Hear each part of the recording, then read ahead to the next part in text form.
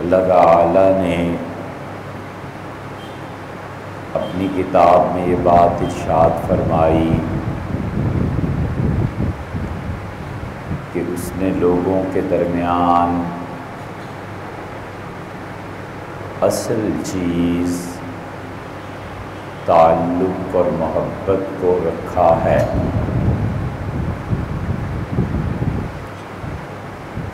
اور اللہ تعالی نے انسانوں کو اس چیز کی طرف متوجہ کیا کہ انسان ہمیشہ اس بات کا خیال رکھے کہ اس کی شخصیت سے بلا کسی وجہ کے لوگوں کو نفرت پیدا نہ ہو۔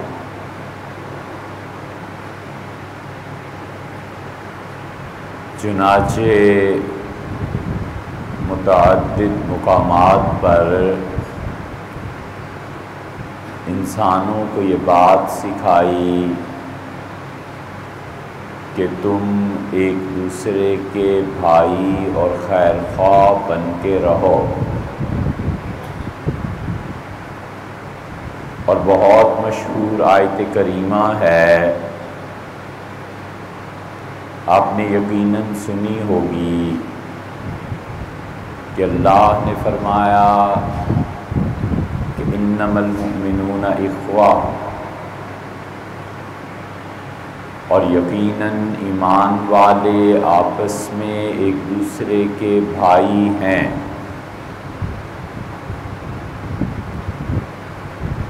پھر اللہ تعالی نے یہ بھی بتایا کہ تم لوگ زبان کی بنیاد پر ایک دوسرے سے قرابت اور تعلق کو مت توڑو۔ وَمِنْ آیاتِهِ،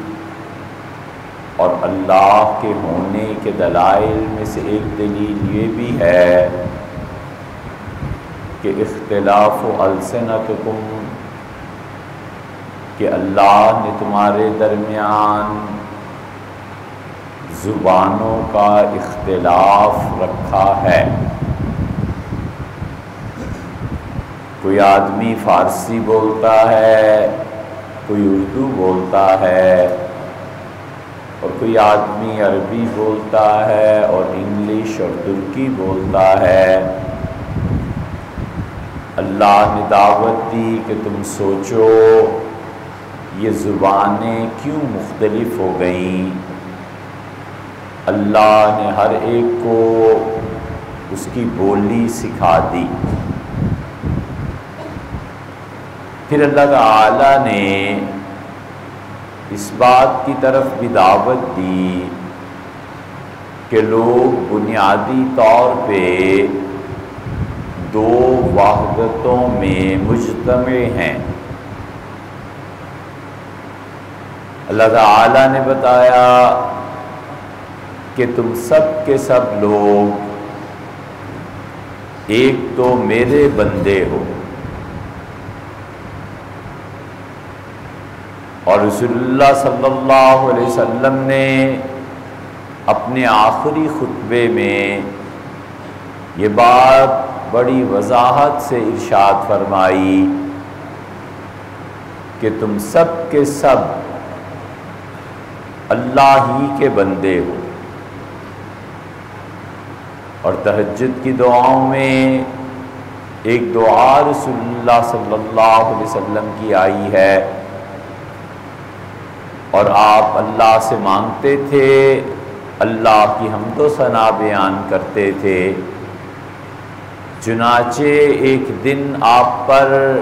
اس بات کا غلبہ ہوا کہ اللہ کے سامنے قسم کھائیں۔ نبی علیہ الصلوۃ والسلام ویسے بھی بنیادی طور پہ سچائی پہ مبنی باتیں کرتا ہے، سچا آدمی، اور نبی سچائی کے علاوہ کچھ نہیں بولتا۔ اس کے باوجود رسول اللہ صلی اللہ علیہ وسلم نے بات کی اہمیت کو بڑھانے کے لیے ایک دن کہا کہ اے اللہ میں اس بات پہ قسم کھاتا ہوں کہ تو اکیلا ہے، لا شریک لک، تیرا کوئی شریک نہیں، اور میں اس پہ بھی قسم کھاتا ہوں کہ میں تیرا ہی بھیجا ہوا ہوں، وَأَنَّ الْجَنَّةَ حَقٌّ، اور اللہ میں اس پہ قسم کھاتا ہوں کہ یقیناً جنت ہے، وَأَنَّ النَّارَ حَقٌّ، اور اللہ اس پہ بھی قسم کھاتا ہوں کہ جیسے تو نے بتا دیا جہنم کا بھی وجود ہے، وَأَنَا شَهِيدٌ، اور اللہ اس بات پہ قسم کھاتا ہوں کہ أَنَّ الْعِبَادَ كُلُّهُمْ إِخْوَةٌ، اللہ یہ جتنی بھی تیری مخلوق ہے سب کے سب ایک دوسرے کے بھائی، اسی لیے اللہ اس کی طرف بھی توجہ دلاتا ہے اور کہتا ہے کہ یہ جو شادی، بندھن، سنجوگ، رشتے، یہ سب کے سب اللہ کے ہاں وزن رکھتے ہیں، اور اللہ تعالیٰ نے فرمایا کہ وَجَعَلَ بَيْنَكُمْ مَوَدَّةً وَرَحْمَةً،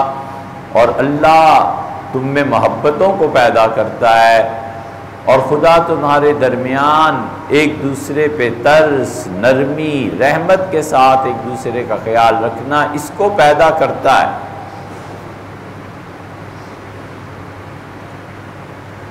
اسی لیے فرمایا اور لوگوں کو بتایا کہ طلاق بہت بری چیز، توڑنا بہت بری چیز،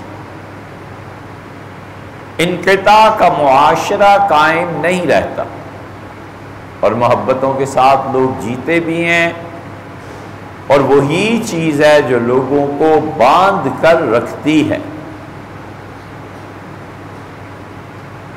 اور اسی لیے رسول اللہ صلی اللہ علیہ وسلم نے فرمایا کہ بغیر وجہ کے شوہر کا بیوی اور بیوی کا شوہر سے علیحدگی کو طلب کرنا اور طلاق کے معاملات کو چھیڑنا، آپ نے فرمایا لم یشم رائحۃ الجنہ، ناحق طلاق دینے والا اور ناحق طلاق مانگنے والی جنت تو درکنار جنت کی خوشبو بھی نہیں سونگے، سزا ہوگی، اور جو کچھ دنیا میں خاندان کو، گھر کو برباد کیا ہے اس کے نتائج بھگتنے پڑیں گے۔ اگر یہ غلط فہمی ہو کہ مرنے کے بعد پھر ایک جہان قائم ہوگا اور پھر سزائیں ہوں گی، تو اس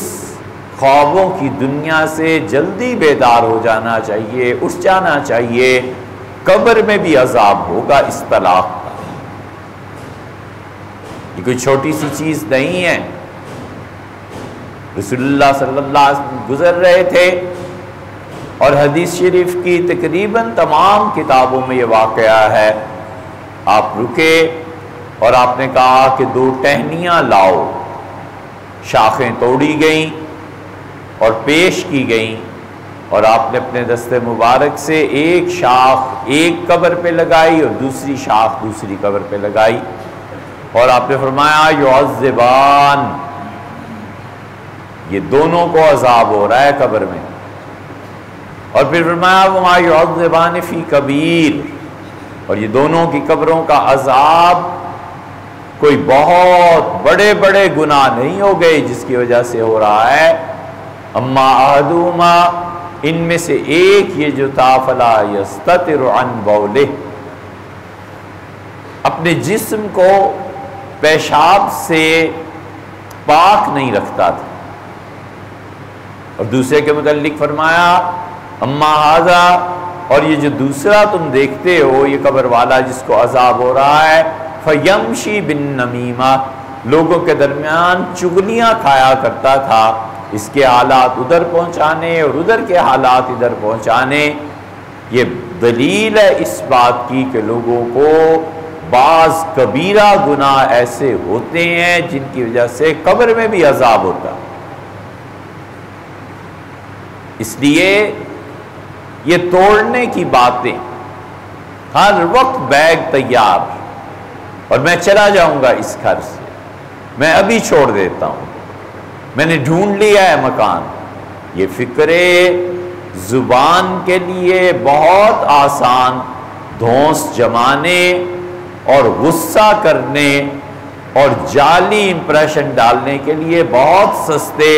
اور قبر کے عذاب میں مبتلا کر دینے والے اور جہنم کی آگ کو دکھانے والے، یہ ہر وقت کی دھمکیاں، اور میں جاتا ہوں اور میں چھوڑتی ہوں اور مجھے طلاق دے دو، یہ جملے اللہ کے ہاں بہت وزن رکھتے ہیں اور بھگتنا پڑے گا۔ کوئی اتنا بڑا مسئلہ نہیں، پچھلے 40 اور 60 سال کی زندگی، خواب کا جو کچھ کے دیکھا اور جو بھی سنا افسانہ تھا، بالکل اسی طرح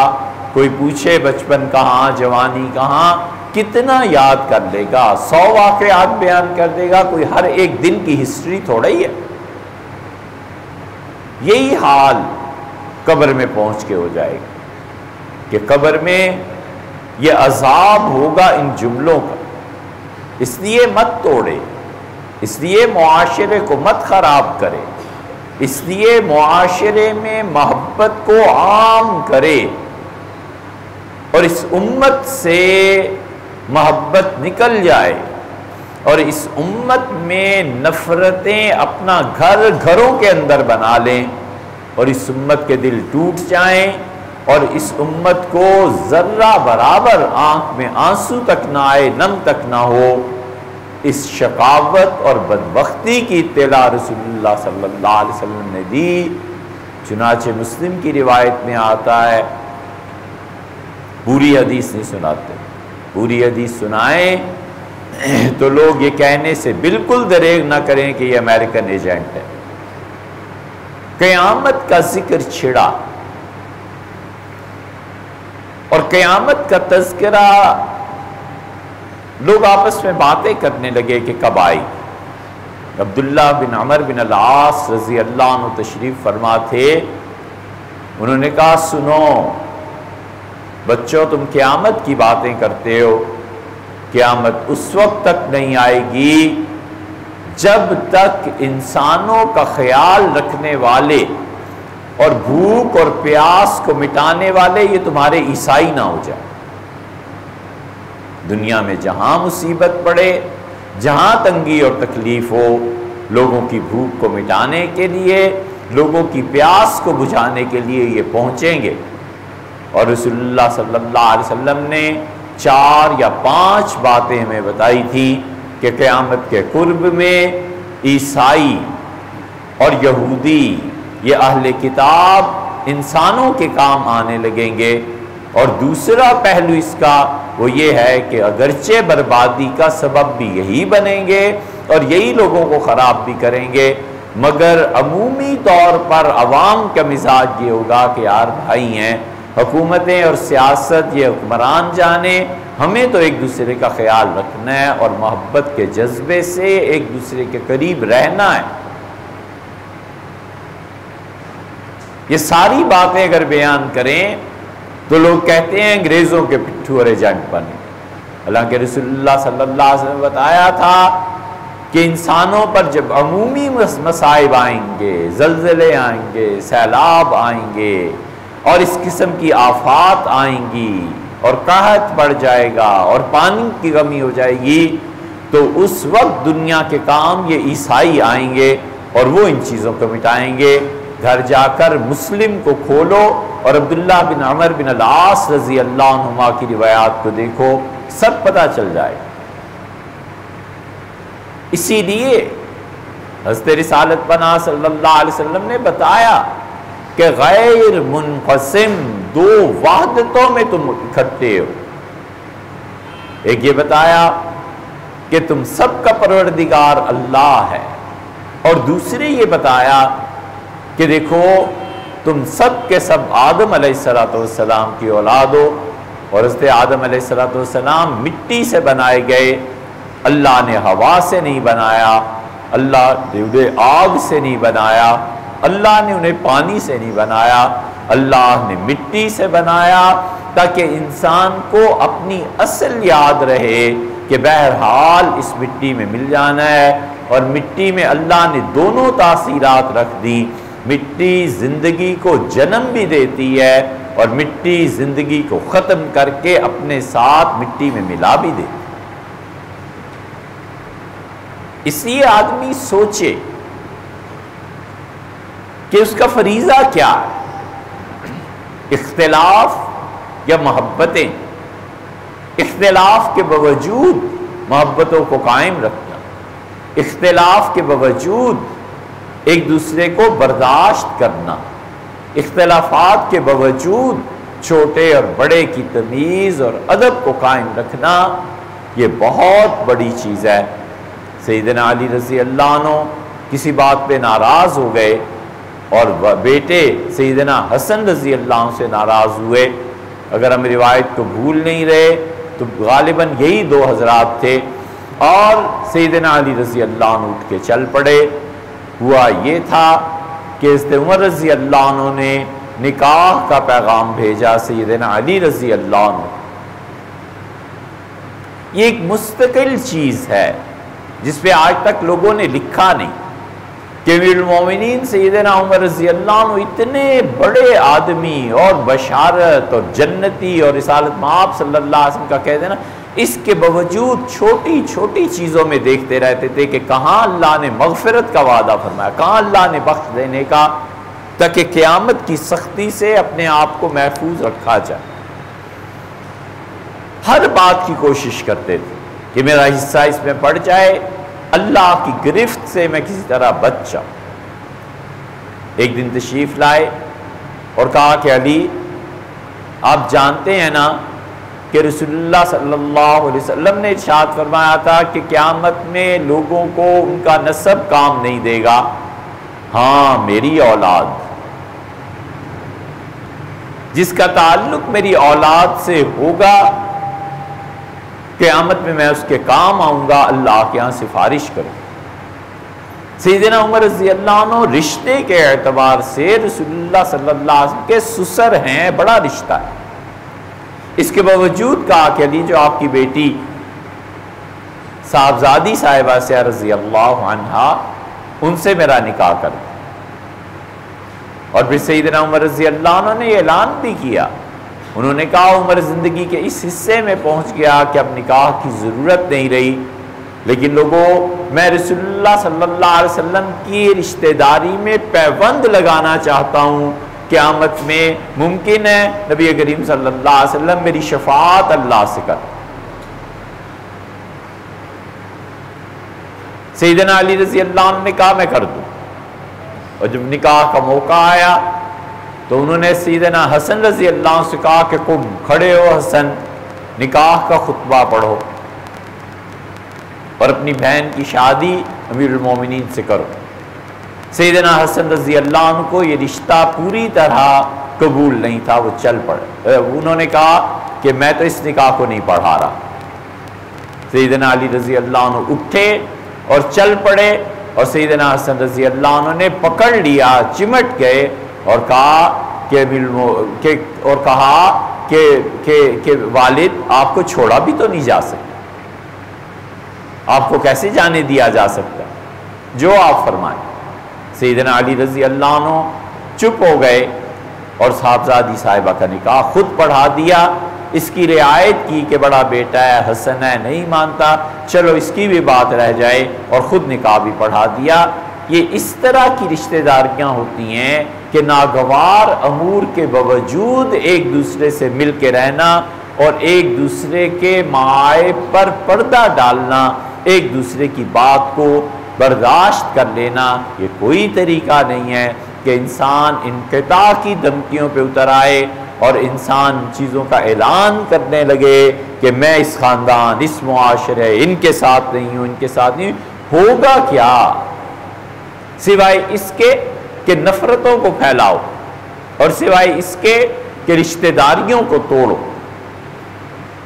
اس کی سمجھ، یہ جملے اور یہ انقطاع کبھی کبھی 20 سال کے بعد اپنا اثر ظاہر کرتا ہے۔ حضرت رسالت پناہ صلی اللہ علیہ وسلم نے اسی کی طرف اشارہ فرمایا تھا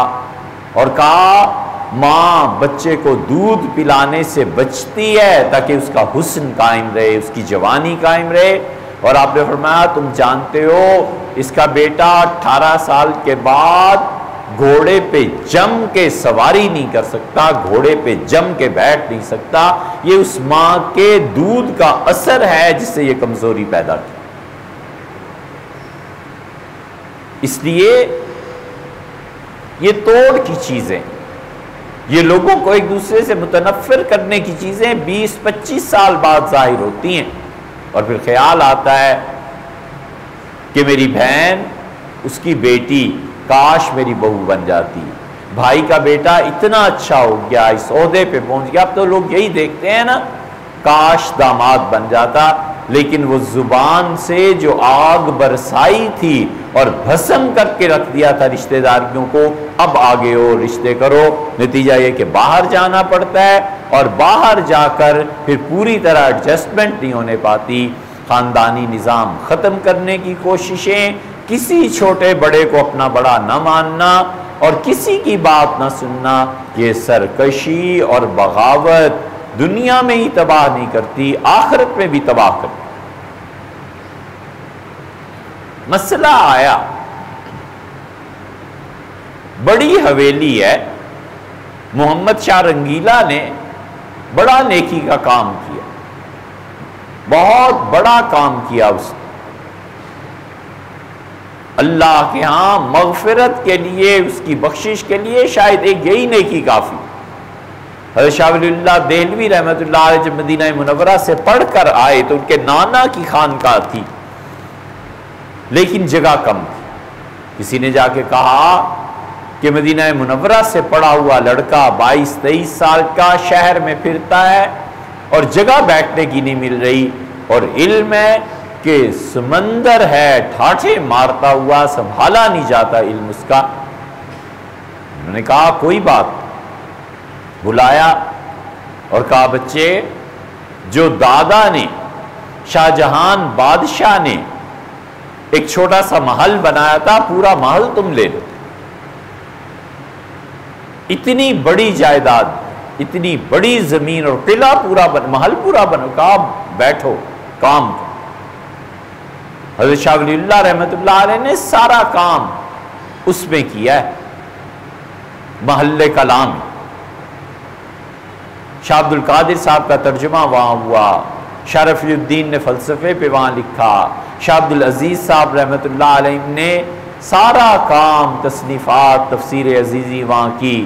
سید احمد شہید رحمۃ اللہ علیہ کی تحریک وہاں سے چلی، اور اس کے نتیجے میں ہندوستان میں جو دین پھیلا، یہ اس ایک شخص کا لگایا ہوا بیج تھا۔ چاروں بھائی الگ الگ دفتر، کمرے۔ مسئلہ آیا، شاہ عبد القادر صاحب رحمۃ اللہ علیہ نے جواب لکھا، شاہ عبد العزیز صاحب رحمۃ اللہ علیہ نے بالکل اس کے برعکس فتویٰ دیا، ادھر فتویٰ کچھ اور ادھر فتویٰ کچھ، خط و کتابت ہو رہی ہے، یہ ادھر سے خط جا رہا ہے، وہ ادھر سے فتویٰ آ رہا ہے، کہ ادھر سے جا رہا ہے۔ تو کسی نے ایک بھائی سے کہا، شاہ عبد العزیز صاحب رحمۃ اللہ علیہ بڑے تھے اور شاہ عبد القادر صاحب رحمۃ اللہ علیہ چھوٹے تھے، کہا بھیا آپ ایک ہی حویلی میں بیٹھ کے دونوں بھائی ایک دوسرے کو خط لکھ رہے ہیں، ذرا سی زحمت کر کے چلے جائیے، جا کے بیٹھ کے مسئلہ طے کر لیجیے، یہ کیا ہو رہا ہے؟ تو انہوں نے کہا چلا تو جاؤں، اور اللہ نے اتنا کچھ علم میں دیا ہے کہ انشاءاللہ بھائی کو ہرا بھی دوں، لیکن اگر بھائی جان نے یہ کہہ دیا کہ میں یہ کہہ رہا ہوں تو اس کا میرے پاس کوئی جواب نہیں ہے۔ ہمارے خاندان میں اتنی بے ادبی نہیں آئی کہ بھائی کہہ دیں کہ یہ ہوگا اور میں کہوں نہیں ہوگا۔ یہ ادب اور احترام ہے جس کی بنیاد پہ معاشرے جیتے ہیں، جس کی بنیاد پہ معاشرے بنتے ہیں۔ ہمیں نمازیں یاد ہیں بہت تھوڑوں، روزے یاد آتے ہیں، حج یاد آتا ہے، اس حد تک یاد رہتا ہے کہ کون ٹخنوں سے نیچے شلوار رکھتا ہے اور کون اوپر رکھتا ہے، اس حد تک یاد رہتا ہے کہ ننگے سر نماز پڑھی کہ اوڑھ کے نماز پڑھی۔ کبھی یہ خیال نہیں آتا کہ ہمارا فرض ہے، فرض کے درجے میں یہ بات ثابت ہے کہ ہم مسلمان نان مسلمز، غیر مسلموں کے دل میں اپنی محبت پیدا کریں۔ یہ کوئی فرض نہیں ہے، یہ فرض کہ ہم لوگوں کے دلوں میں اپنی محبت کو پیدا کریں، خام خواہ نہ انہیں تنگ کریں، نہ ستائیں، تاکہ اسلام کے قبول کرنے کی زمین تیار ہو، ان تک ہدایت کا پیغام پہنچے اور وہ اسے لینے والے بن جائیں، قبول کرنے والے بن جائیں۔ ہمیں اگر دعوت کا کام کرنا ہے، اور ایک ہی تو کام ہے جو مسلمانوں نے کرنا ہے عالمی سطح پہ، اور وہ یہ کہ ہم اللہ کے دین کی طرف بلاتے رہیں۔ اللہ نے کہا من احسن قولا ممن دعا الی اللہ، اور اس سے زیادہ اچھی بات کس شخص کی ہو سکتی ہے جو لوگوں کو اللہ کی طرف بلاتا ہے، وعمل صالحا، اس کی زندگی پہ غور کرو، وہ خود بھی نیکیاں کرتا رہتا ہے، وقال اننی من المسلمین، اور اس سے فخر ہے، وہ کہتا ہے اللہ کا شکر ہے کہ میں مسلمان۔ اس لیے اچھی بات کہنا، دوسروں کی سننا اور جواب دینا، جواب نہ آتا ہو تو جھوٹ نہ بولنا۔ ہماری نئی نسلیں، ہمارے بچے ایسے ایسے سوال خدا کے متعلق، رسالت کے متعلق کرتے ہیں کہ ان کا جواب دینا پڑ جائے تو دانتوں پسینہ آتا ہے۔ مگر یہ منبر کے وارث نہ یہ پڑھیں، نہ یہ عقلیات پر غور کریں، نہ اس پہ فکر کریں کہ ہم اپنی نسلوں کو کدھر لے جا رہے ہیں۔ اور دوسری طرف وہ پورا میدان کھلا ہے جس میدان پہ اس عمر میں لوگ فریفتہ ہوتے ہیں اور جانیں چھڑک دیتے ہیں، اور اس کے نتیجے میں گمراہی پھیل رہی۔ اس منبر کے جو لوگ ہیں ان کا بھی فرض بنتا ہے کہ اللہ کے دین کو پڑھیں، لوگوں کے سوالات کے جوابات دیں، عقل اور شعور کے ذریعے بھی اس اسلام کو ثابت کریں اور بتائیں کہ اللہ نے یہ جو کہا ہے کہ وَمَن يَبْتَغِ غَيْرَ الْإِسْلَامِ دِينًا، اور لوگوں اسلام کے علاوہ کوئی اور مذہب جو شخص چاہے گا، اس سے کہا ہے فَلَن يُقْبَلَ مِنْهُ، قیامت میں ہم نہ صرف یہ کہ اس کے دین کو قبول نہیں کریں گے، وَهُوَ فِي الْآخِرَةِ مِنَ الْخَاسِرِينَ، قیامت کے دن وہ نقصان میں چلا جائے گا، گھاٹے میں چلا جائے گا۔ ہم ان کے درمیان اور اپنے درمیان کیوں نفرتوں کے پہاڑ کھڑے کریں؟ ہم کیوں نہ اللہ کے دین کی دعوت دیں؟ تحریر سے، تقریر سے، اپنے عمل سے انہیں بتائیں کہ اللہ کا دین کیا ہے اور مسلمان کیسے ہوتے ہیں۔ اللہ تعالیٰ سمجھنے کی توفیق بخشے۔